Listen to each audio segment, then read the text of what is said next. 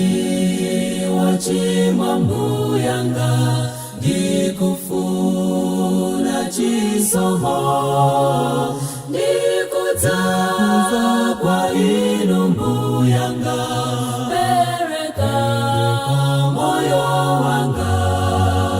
Ndinaliwa chimambuyanga ndikufuna chisomo ndikudzaza kwa inu mbuyanga pereka moyo wanga. Chimo lilozunza mbuyanga ndadza mundipulumutse mphamvu ya chigonjetso pereka moyo wanga. Chimo lilozunza mbuyanga ndadza mundipulumutse mphamvu ya chigonjetso pereka moyo wanga.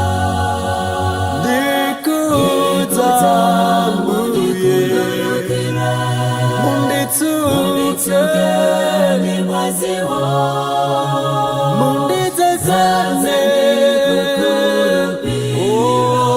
pereka moyo wanga. Ndikudza mbuye munditsukeni mwaziwa mundidzazane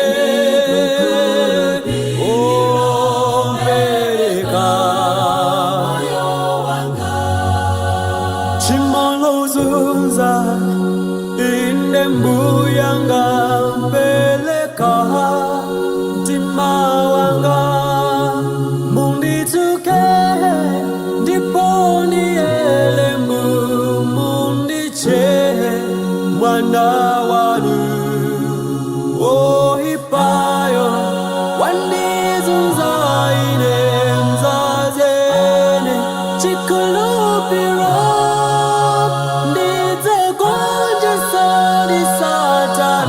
Yesu takala agonjetsa. Ndikudza mbuye munditsukeni mwaziwa mundidzazane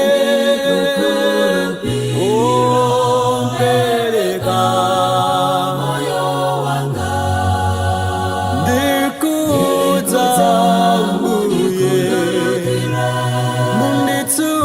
munditsukeni mwaziwa